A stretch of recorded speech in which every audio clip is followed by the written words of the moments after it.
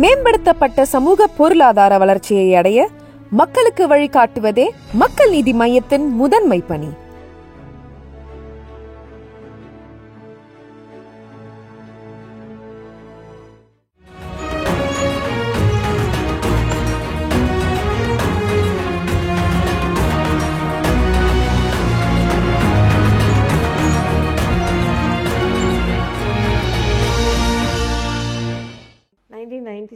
நான் டிசைட் பண்ணேன், இவரால் நம்மளை காப்பாற்ற முடியாது.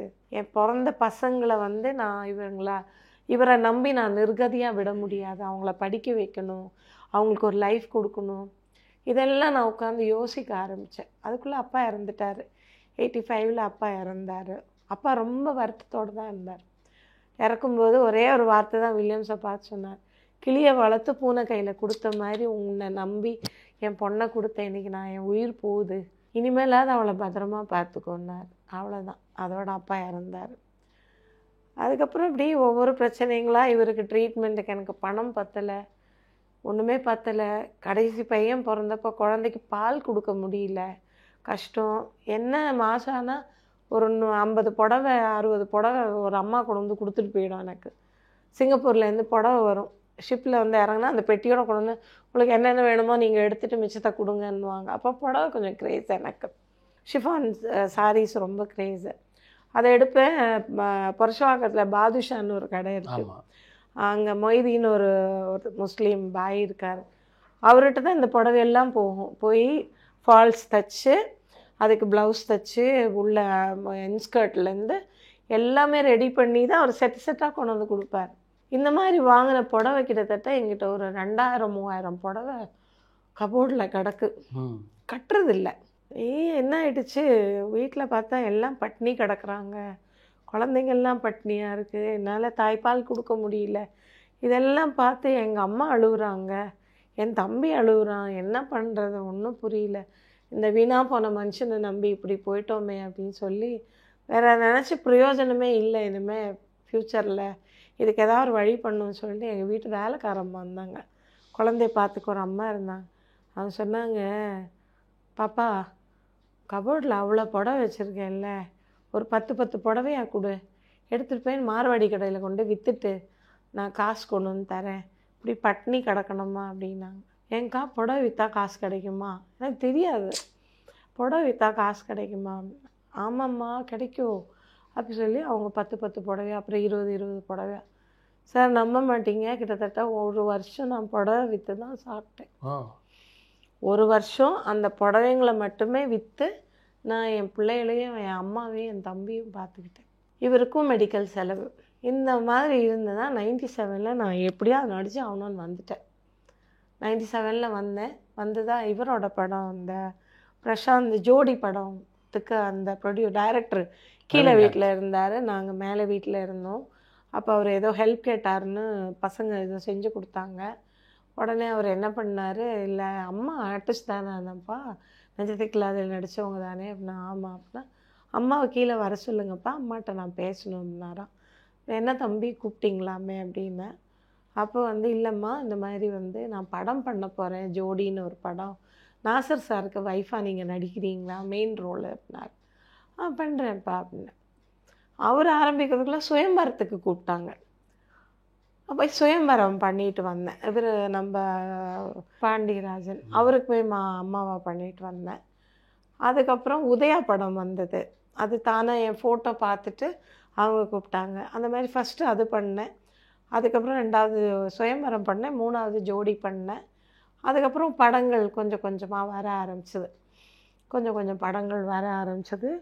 பிரபுதேவா கூட படங்கள் பண்ணேன்.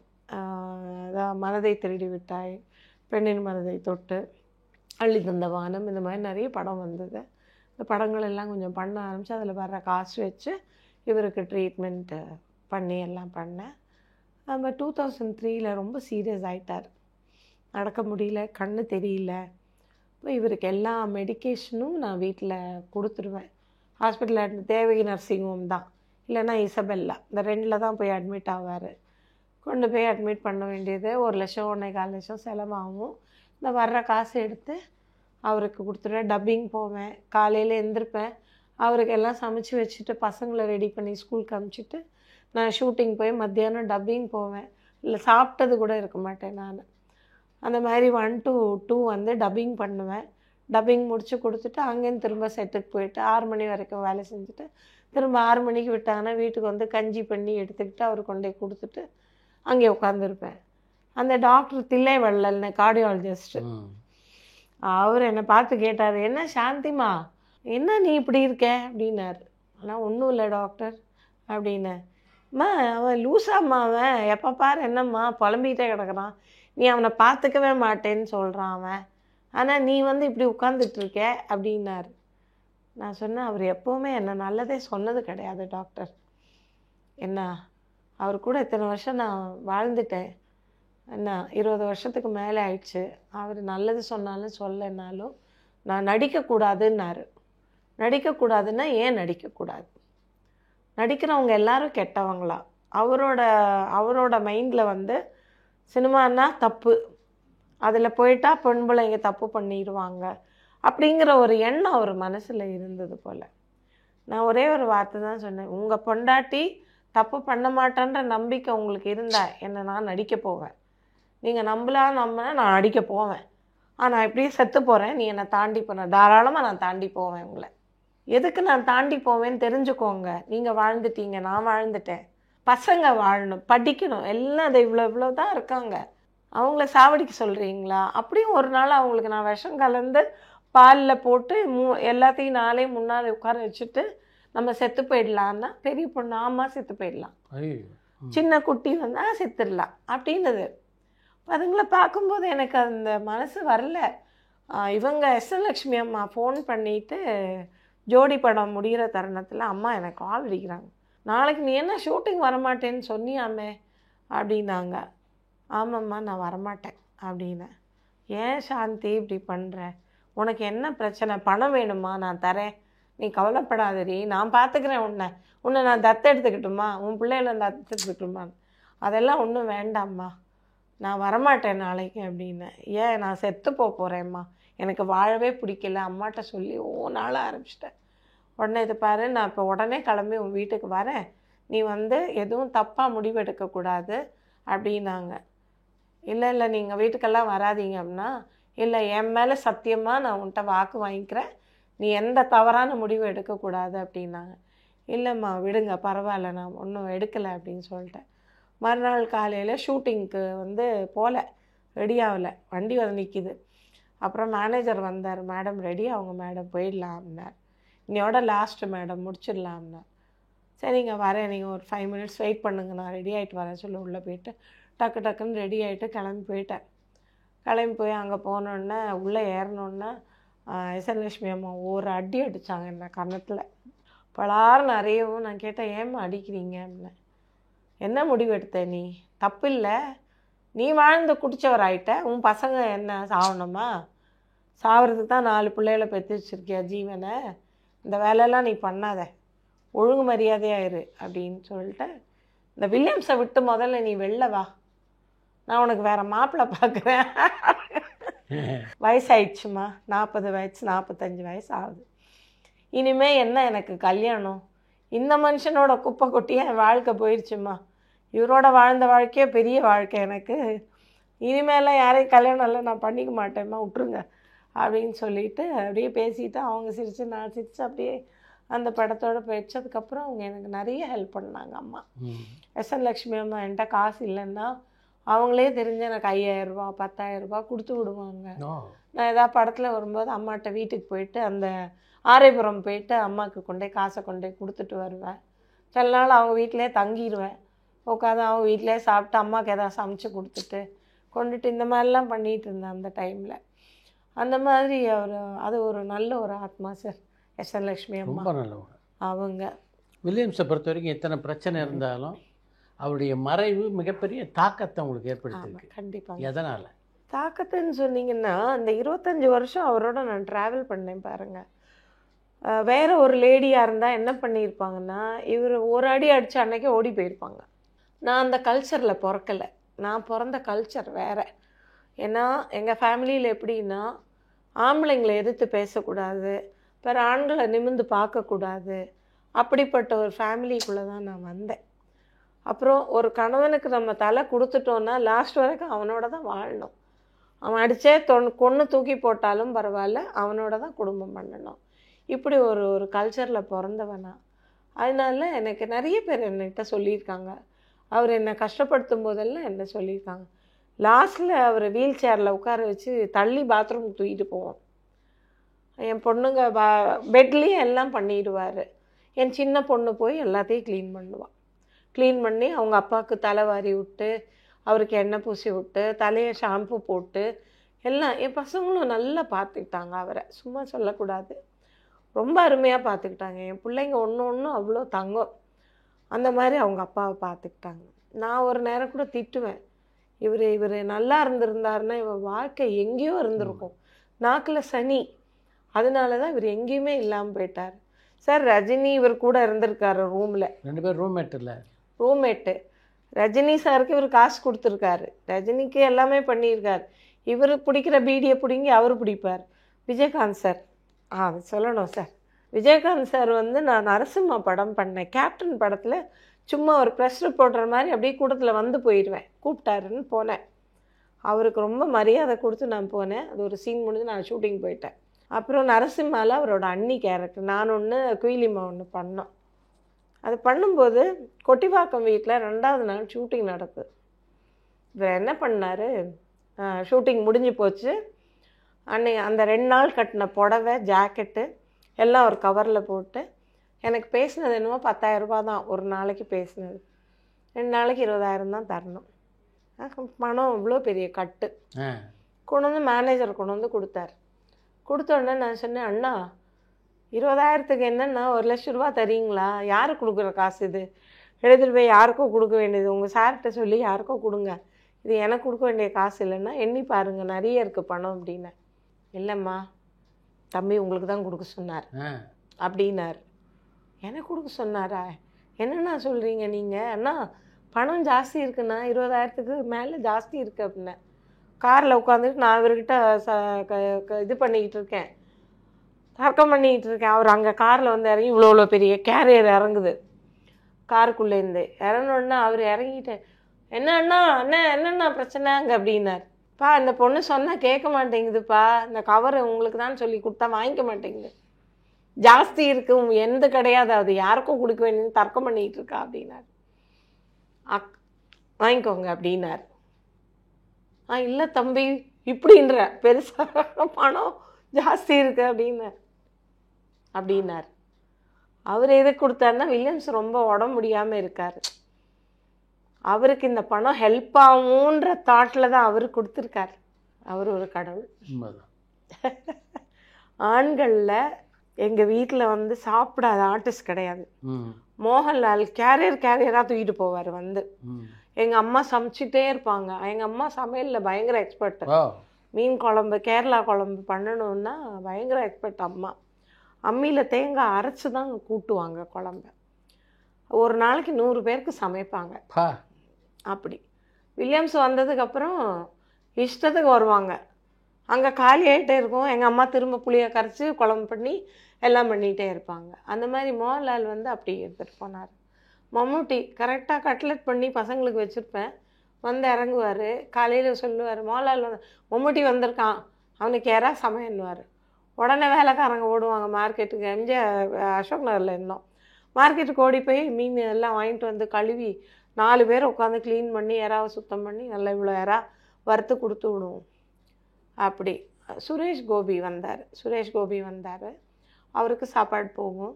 அப்புறம் இந்த கீர்த்தி சுரேஷோட அப்பா இருக்கார் இல்லையா, சுரேஷ், அவர் அடிக்கடி வருவார், அவருக்கு சாப்பாடு பண்ணி கொடுப்போம். இந்த மாதிரி பிரியதர்ஷன் கம்பெனியாக போயிட்டு வேலை தேடிட்டு இருந்த டைம் பிரியன்.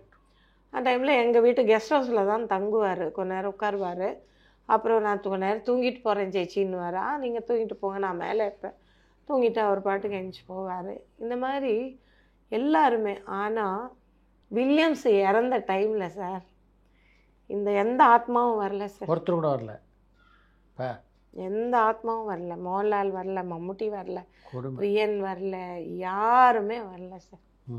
அன்னைக்கு தான் என்னை சுற்றி இருந்தவங்கள பார்த்தா மெட்டிஒலி டீம். நான் மெட்டிஒலி பண்ணிகிட்ருக்கேன், பீக்கில் போயிட்டுருக்கு. எங்கே போனாலும் ராஜம்மா ராஜம்மா ராஜம்மா ராஜம்மா ராஜம்மா ராஜம்மா அப்படி தான் சொல்லுவாங்க. என்னை சுற்றி நான் பார்க்குறேன், மெட்டிஒலி டீம் தான் இருக்காங்க. என்னோட சீரியல் இண்டஸ்ட்ரி ஆளுங்க தான் என்னை சுற்றி இருக்காங்க.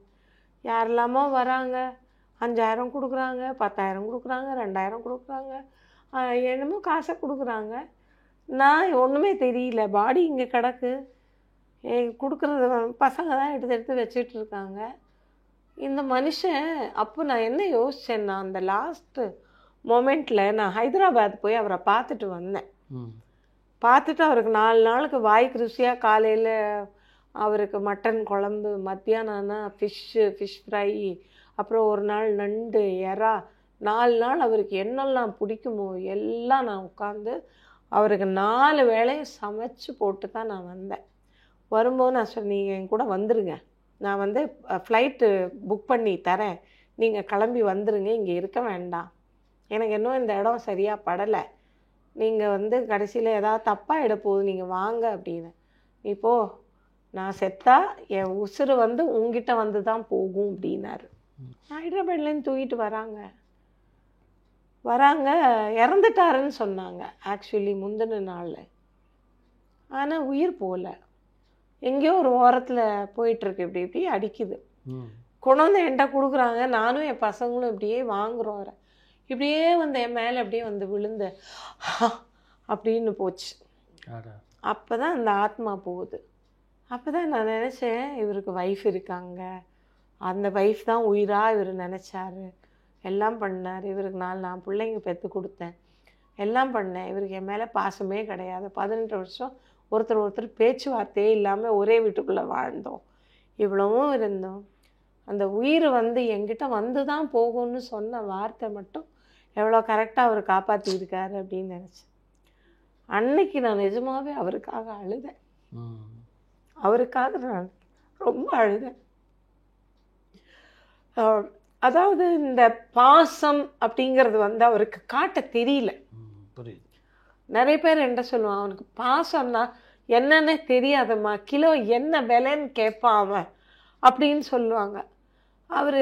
நான் பாசமாக அவர்கிட்ட பேச போவேன், ஆனால் அவர் வந்து அது என்ன அவருக்கு வேலையா என்ன எதுவுமே தெரியாது. அவர் பாட்டுக்கு அவர் மைண்ட் பண்ணாமல் போயிடுவார். நான் என் பாட்டுக்கு அழுதுட்டு நான் பாட்டுக்கு போயிடுவேன். இவர் இவ்வளோதான் அப்படின்னு நான் அவர் ஃபிக்ஸ் பண்ணிட்டேன் அவரை.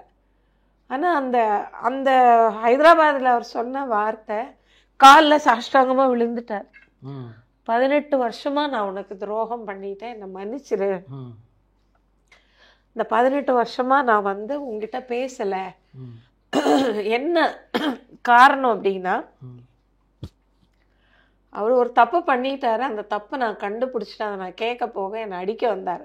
நான் ஒரு பெரிய பெட்டியை தூக்கி அவர் அடிக்க போயிட்டு எங்கள் அப்பா ஃபோட்டோ எடுத்து சத்தியம் பண்ணேன், இவர் தான் என் கடவுள், இவர் மேலே சத்தியமாக நீங்கள் இனிமேல் என்னை தொடக்கூடாது.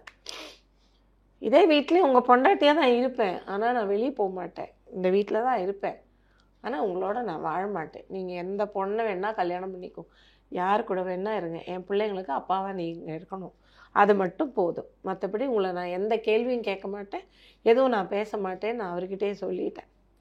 சொல்லி நான் அந்த மாதிரி அந்த ஒரு விஷயம் பண்ணதுனால எனக்கு அவர்கிட்ட பேச்சுவார்த்தையில் கல்யாணம் பண்ணும்போது அவருக்கு 46 வயசு, எனக்கு 19 வயசு, 19 to 20க்குள்ளே என்னோட வயசு. அப்போ இந்த 26 வயசு வித்தியாசத்தோடைய அனுபவம் தான் எனக்கு அங்கே கிடச்சிட்டு இருந்தது. அவரோட மைண்ட் யோசிக்கிறது வேற, என்னோட மைண்ட் ஐயோ என் பிள்ளைங்களோட இவர் கொஞ்சம் சந்தோஷமாக வெளியில் போயிட்டு வரணும், அவர் கூட கொஞ்சம் நிம்மதியாக சந்தோஷமாக இருக்கணும், இந்த பிள்ளைங்களுக்கு ஒரு சந்தோஷத்தை கொடுக்க மாட்டேங்கிறாரு. என்னை பற்றி நான் யோசிக்கவே இல்லை. நான் ஆக்சுவலி என்னை பொறுத்த வரைக்கும் நான் ஒரு சன்னியாசி மாதிரியே என் வாழ்க்கையை தள்ளிட்டேன். அப்போ நான் யோசிச்சு கடைசியில் அந்த ஹைதராபாத்தில் சொன்ன வார்த்தையை காப்பாற்றுற மாதிரி இந்த மனுஷன் வந்து உசுரை வந்து கடைசி நிமிஷம் என்கிட்ட தான் போச்சு அப்படின்னு அன்றைக்கி நான் அவ்வளோ அழுதேன். அப்புறம் எல்லாரும் என்ன சமாதானம் பண்ணி எடுத்து போட முடியல. சார் அவர் எந்த கம்யூனிட்டிலையுமே இல்லை, அவர் எந்த கம்யூனிட்டிலையுமே இல்லை, இந்து கம்யூனிட்டிலையும் இல்லை, கிறிஸ்டின் கம்யூனிட்டியில் இல்லை, எதுலேயுமே இல்லை. இவரை நான் எங்கே கொண்டே புதைப்பேன் சொல்லுங்கள். பாடி வந்து ஊத ஆரம்பிச்சிருச்சு. இதுக்கப்புறம் நான் என்ன பண்ணேன், 3 மணி வரைக்கும் அவர் தம்பியை கேட்குறேன். அவர் கேர்லெஸ்ஸா, எனக்கு தெரியாது எங்கே கொண்டு போய் வைக்கணும், எனக்கு இங்கெல்லாம் ஆள் தெரியாது அப்படின்ட்டார். அதுக்கப்புறம் வில்லியம்ஸோட ஃப்ரெண்டு வின்னின்னு ஒருத்தர் மந்தவெளியில் இருக்கார். அவருக்கு ஃபோன் அடித்தேன். வின்சென்ட் ராய் சார் இருக்கார், நடிகர். அவரு கால் அடித்தேன். சார் நீங்கள் 2 பேரும் மந்தவெளி ஆளுங்க, எங்கேயாவது ஒரு கல்லறையில் இவருக்கு ஒரு இடம் ரெடி பண்ணி கொடுங்க, பணம் எவ்வளோ வேணாலும் நான் தரேன், ஆனால் இவர் கல்லறையில் அடக்கம் பண்ணணும். சாந்தி வில்லியம்ஸை அடக்கே ஆகணும் இன்னைக்கு. அது நீங்கள் என்ன பண்ணுவீங்களோ எனக்கு தெரியாது, இல்லைன்னா என் உசுரும் சேர்ந்து அவரோட போகும் அப்படின்ட்டேன். உடனே வின்னி அங்கேருந்து உடனே கார் எடுத்து போயிட்டு வின்சென்ட் ராய் சார் போய் ஃபாதரை பார்த்து மந்தவெளி லாசரஸ் சர்வரில் போயிட்டு அவர் ஃபாதரை பார்த்து உடனே 5000 ரூபாய் அங்கே டொனேஷன் கொடுத்து கல்லறைக்கு போயிட்டு அங்கே ரெடி பண்ணி அங்கே எல்லாம் வாங்கி அங்கே உடனே எல்லாத்தையும் ரெடி பண்ண சொல்லி கரெக்டாக கிழக்கு முகமாக எனக்கு வீடு கட்டணும்னு சொன்னார். வேப்ப மரம் இருக்கணும் என் வீட்டு வாசலில், நான் கிழக்கு முகமாக தான் எனக்கு இருக்கணும் அப்படின்னு இருந்தார். கரெக்டாக அந்த குளிச்ச இடம் கிழக்கு முகமாக தான் இருக்கும். அவர் சூரியன் கரெக்டாக எழும்பும் போது இவர் மூஞ்சியில் தான் விழும், அவரோட கல்லறை மேலே தான் விழும். அதேமாரி வேப்ப மரம் எவ்வளோன்னு இருந்த வேப்ப மரம் இப்போது படர்ந்து அவருக்கு மறைப்பு கொடுத்துட்டு நிற்கிது இத்தனை வருஷத்தில். இன்றைக்கும் என்னோட கடமை என்னமோ, அவர் இறந்த நாளோ அவர் பிறந்த நாளோ இல்லை ஆல் சோல்ஸ் டேன்னு வரும், ஆன்மாக்கள் தினம்னு நவம்பர் 2ஆம் தேதி வரும், நான் கரெக்டாக போயிடும். நாங்கள் போய் காலையிலேயே போய்ட்டு எனக்கு வேலை இருக்குன்னா பர்மிஷன் சொல்லிவிட்டு காலையிலேயே போய் அவருக்கு என்னென்ன செய்யணுமோ போகும்போதே இட்லி சாம்பார் வடை அவருக்கு சிகரெட் பேக்கெட்டு எல்லாத்தையும் வாங்கிட்டு போயிடுவேன். அதில் இன்னும் கூத்து என்னென்னா, அந்த சமாதியில் அந்த சிகரெட்டுக்கு என்ன வேல்யூ ஆச்சுன்றது தான் எனக்கு ரொம்ப ஆச்சரியமாக இருந்தது. என் பொண்ணு என்ன பண்ணா, தம்பிக்கிட்ட கையில் கொடுத்து அந்த சிகரெட்டை கொஞ்சம் பற்ற வச்சு ஒரு பஃப் பண்ணிட்டு கொடுறா அப்படின்னா, அவன் என்ன பண்ணால் ஒரு பஃப் பண்ணி கொடுத்தா அவர் கல்லறை மேலே வச்சோம். 2 பூ வச்சுட்டு அதுக்கு நடுவில் அந்த சிகரெட் வைக்கிறோம். புஃப் புஃப் புஃப்னு எரிஞ்சு அப்படி போகுது, சுருட்டு அப்படி போகுது, புஃப் புஃப்னு எரிஞ்சு. கொஞ்ச நேரத்தில் பார்க்குறேன் சிகரெட் ஃபுல்லாக காலி. என்னடி நடக்குது இங்கே, உங்கள் அப்பா உள்ளே உட்காந்துக்கிட்டு என்ன பண்ணுறாரு பாரு அப்படிங்கிற. என் பொண்ணு பார்த்து ரொம்ப அழுக ஆரம்பிச்சிட்டாங்க. அம்மா அவரோட ஆன்மா இருக்குமா, நம்ம இல்லைன்னெல்லாம் நினைக்க முடியலம்மா, பாரும்மா அந்த சிகரெட் அவர் அப்பவும் விடுறாரா பார்த்தியா அப்படின்னு. கடைசி லாஸ்ட் இது வரைக்கும் அந்த பஃப் இழுத்து தான் நின்றுது சார். எங்களுக்கு இதெல்லாம் ரொம்ப ஒரு பெரிய ஒரு விஷயம். எங்களுக்கு அவர் எங்கள் கூட இருக்காருன்னு மட்டும் தெரியும். ஒருத்தர் பார்த்துட்டு சொன்னாங்க, அவங்க பயங்கரமான இந்த ஸ்பிரிச்சுவல் பர்சன்னு அந்த அம்மா, அவங்க எங்கள் வீட்டுக்கு வந்தோன்னு சொன்னாங்க, உங்கள் புருஷன் உங்கள் பெட்ரூமில் உட்காந்துருக்காரு போய் பாருங்கள் அப்படின்னாங்க. என்னம்மா சொல்கிற அப்படின்னா, தம்பி இறந்த டைமில் அவங்க சொன்னாங்க, தம்பி 1 இயர் ஆயிடுச்சு, தம்பியை லைட்டனுக்கு அமுச்சிடுங்க, உங்கள் அப்பா தம்பிக்காக தான் உங்கள் அப்பா வெயிட் பண்ணிகிட்டு இருக்காரு, அதனால் 3 ஆத்மா வீட்டுக்குள்ளே உட்காந்துருக்கு, ஒரு ஆத்மா உங்களை விட்டு போகாது, நீங்கள் உங்களை கூட்டிகிட்டு போகிற வரைக்கும் அவர் உங்களோட தான் இருப்பார், இந்த 2 பேரும் நீங்கள் லைட்டனுக்கு அனுப்புங்கன்னாங்க. 1 வீக் டைம் கொடுத்தாங்க. தம்பி லைட்டனுக்கு 7th டே அவன் லைட்டனுக்கு போயிட்டான். நல்லா தெரிஞ்சது எங்களுக்கு. அதுக்கப்புறம் இவர் பார்த்திங்கன்னா, நான் ரொம்ப மனசு வருத்தத்தோடு ரூமில் தனியாக தான் படுத்திருப்பேன். பெட்ரூமில் படுத்திருந்தேன்னா பக்கத்தில் ஸ்மெல் வரும், சிகரெட் ஸ்மெல் வரும். அந்த சிகரெட் ஸ்மெல் வரும்போது நான் நல்லா யோசிப்பேன், ஐயோ இந்த மனுஷன் அந்த புனிதா சொன்ன மாதிரி இங்கே இருக்கார் போல இருக்குது அப்படின்னு சொல்லி. நான் படுக்கிற ரூம்லேயே அவர் ஃபோட்டோ இருக்கும், தம்பி ஃபோட்டோ இருக்கும், அம்மா ஃபோட்டோ இருக்கும். காலையில் எழுந்திருக்கும் போது அவங்கள பார்த்துட்டு தான் எழுந்திருப்பேன் நான். இருக்கார் போல இருக்கு. அப்புறம் அவங்கள்ட்ட சொன்னேன், அவர் போகமாட்டாருங்கம்மா, நீங்கள் போகும்போது உங்களை கூப்பிட்டு போகிற வரைக்கும் அவர் போகமாட்டார், இங்கே தான் இருப்பார் அப்படின்ட்டாங்க. சரி அவர் இருக்கிறது இருந்துட்டு போட்டோம், உயிரோடு தான் என் கூட துணையாக அவர் இருக்கலை. எனக்கு என்ன வருத்தம் ஆச்சுன்னா, அவர் அந்த இறந்த டைமில் அந்த மனுஷன் நடக்க முடியல, படுத்த படுக்கையாக கடந்திருந்தாருன்னா கூட, ஒரு பெட்ரிடனாக இருந்திருந்தாருன்னா கூட நான் கவலைப்பட்டிருக்க மாட்டேன், அவரை நான் பார்த்துருப்பேன். ஒரு ஆண் துணை இல்லைன்னா எந்த அளவுக்கு நம்ம பெண்கள் கஷ்டப்படுவோன்றதை நான் அப்போ அனுபவித்தேன். அப்போ தான் நான் யோசிக்க ஆரம்பித்தேன், அவரை பற்றி ரொம்ப யோசிக்க ஆரம்பித்தேன். அதுக்கப்புறம் எங்கே போனாலும் வில்லியம்ஸ் ஒய்ஃபா அப்படின்வாங்க. ஆமாம், அது வரைக்கும் கூட யாரும் பெருசாக இது பண்ணதில்லை. ஐயோ கேமராமேன் வில்லியம்ஸோட ஒய்ஃப் அப்படின்ற ஒரு இது எல்லாருக்கும் அந்த ஒரு மரியாதை. எங்கே போனாலும் இன்றைக்கும் சரி சார், எங்கே போனாலும் வில்லியம்ஸ் அம்மா வந்துட்டாங்களா அப்படின்னு தான் கேட்பாங்க. சாந்திமா வந்துட்டாங்களான்னு யாரும் கேட்க மாட்டாங்க, ஒரு சிலர் மட்டும்தான் கேட்பாங்க. அந்த ஒரு பேர் இன்னை வரைக்கும் என்னை வாழ வச்சிட்ருக்குங்க சார். எனக்கு அவர் கணவராக வந்த ஒரு இதில் அது என்றைக்குமே நான் சாறு வரைக்கும் இருக்கும் தான் நான் நினைக்கிறேன். பல திரைப்படங்களை தயாரிச்சும் இருக்கார்ல அவர். ஆமாம், நிறைய விஷயங்கள் பண்ணியிருக்கார். பிரேமதரங்காலுன்னு ஒரு படம், அது பண்ணும்போது நான் செட்டுக்கு போவேன். அது பண்ணும்போது என் கல்யாணம், செட்டுக்கு போவேன். வாயின் ஸ்டூடியோ போனேன். రాయపురాజు సార్ வந்து என்கிட்ட சொல்லுவேன், நோ లోపలికి వెళ్ళొద్దు ఇక్కడ కూర్చో அப்படின்னுவார். அண்ணா ஏன்ட்டண்ணா నేను లోపలికి వెళ్ళాలి அப்படின்னுவேன். அப்போது ஜெயசுதா அவங்கெல்லாம் உட்காந்துருப்பாங்க உள்ளார. உட்காந்துருந்த உடனே இவர் என்ன பண்ணார், அங்கேருந்து வந்து వెళ్ళొద్దు వెళ్ళొద్దు அப்படின்னுவார். என்ன போகக்கூடாதுன்னுவார். நான் இல்லை, அவர் அப்படி போனோடனே அந்த செக்யூரிட்டியை பிடிச்சி அண்ணா வாங்க இப்படின்னு சொல்லி அவரை பிடிச்சி தள்ளி விட்டுட்டு நான் உள்ளே போயிட்டேன். உள்ளே போய் பார்த்தா ஆளை காணும். பெரிய கிராண்டாக செட்டு போட்டு வச்சுருக்காங்க, லைட்டெல்லாம் எரியுது. அதான் மேலே பார்த்து எதுக்கும் மேலே பார்த்தா தலைகீழாக தொங்கிட்டு இருக்காரு அந்த மனுஷன் கேமரா வச்சுக்கிட்டு. ஐயோ அப்படின்னா ஜெயசுதா பக்கத்தில் உட்காந்து, இதுக்கு தான் ராயப்ராஜ் உன்னை உள்ளே வர வேண்டான்னு சொன்னார், நீ எதுக்கு உள்ளே வந்தேடி அப்படின்னா. நான் சொன்னேன், இல்லைப்பா அவர் வந்து இப்படியெல்லாம் வேலை பண்ணுவார் எனக்கு தெரியாதும்மா அப்படின்னா. அதுக்கப்புறம் அப்படியே ஃபுல்லாக அன்றைக்கி நைட்டு பூரா அங்கே உட்காந்து இவர் பண்ணுற இந்த வேலையெல்லாம் பார்த்து உட்காந்துருந்தேன் நான். அப்புறம் ஒரு வாட்டி எனக்கு ஃபோன் வந்தது, பாம் பிளாஸ்டில் அவர் இறந்து போயிட்டாருன்னாங்க. உயிரே போயிடுச்சு. என்ன பண்ணுறது, ஒன்றும் பண்ணுறதுக்கு இல்லை. அப்புறம் கிளம்பி கேரளா போய் அவரை பார்த்துட்டு அவரை சமாதானம் பண்ணிட்டு அப்படியே இது பண்ணிட்டு வந்துட்டேன் நான். இவர் இந்த மாதிரி வேலையெல்லாம் பண்ணுவார். பில்டிங் மேலே ஏற சொன்னால் லைட்மேன் நே கயிறு கட்டை அப்படின்னுவார். கயிறு கட்ட சொல்கிறாரு. இப்படி இப்படி பார்த்தா இந்த பக்கம் ஒரு லைட்மேன், இப்போ இப்படி ஒரு லைட்மேன், அந்த பக்கம் 2 லைட்மேன் கயிறை கட்டிட்டு நிற்பாங்க.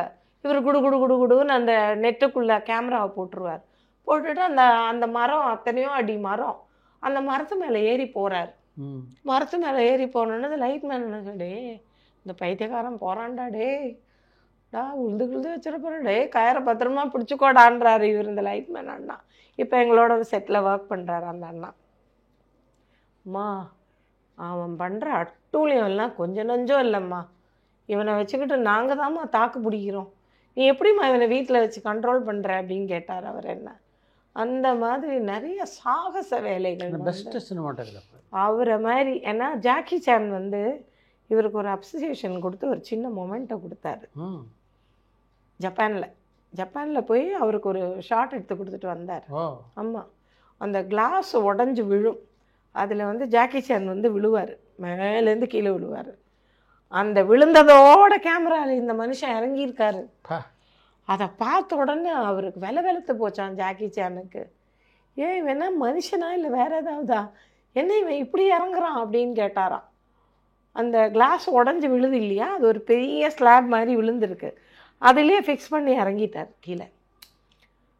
அப்போ அவர் அதான் சொன்னாராம், இந்த தர்மேந்திரா அவர் ஒரு ஹிந்தி படம் பண்ண போனப்போ தர்மேந்திரா சாரும், ஐயோ இவன் மனுஷனே கிடையாது, இவன் என்ன இந்த மாதிரி சாகச வேலையெல்லாம் பண்ணுறாரு அப்படின்னா, போன இடத்துல எல்லா படத்துலேயுமே அவர் ஏதாவது ஒரு சாகச வேலை. தௌத்தியன்னு ஒரு படம், பிளெயின் கிராஷ் ஆகும், அதில் அந்த கிராஷ் ஆன ஃப்ளைட்டில் உட்காந்து இவர் ஷாட் எடுத்திருக்காரு. ஒரு மரத்தை வந்து அப்படியே கிழிச்சுக்கிட்டு வரும் அந்த ஃப்ளைட்டு, அதில் அடிபட்டால் என்ன ஆகும், ஏதாவது ஒரு மரப்பீஸு உடம்புக்குள்ளே நுழைஞ்சிட்டா கூட ஆள் அப்போவே போயிடுவார். ஆனால் அவர் அந்த அளவுக்கு. இப்போது ஒரு ரீசண்டாக அவர் இறந்த நாள் அன்னைக்கு ஏதோ ஒரு மேகசினில் அவர் பற்றி ஃபுல்லாக ரிவ்யூ போட்டிருக்காங்க.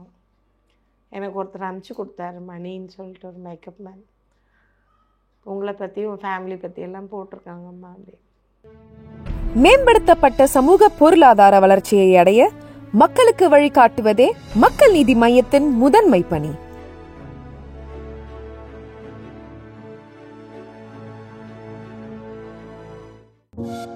பரபரப்பான சினிமா செய்திகள், நட்சத்திரங்களின் பேட்டிகள், சினிமா வரலாறு ஆகியவற்றை பார்க்கவும் படிக்கவும் உங்களுக்கான இணையதளம் tourantalkies.co.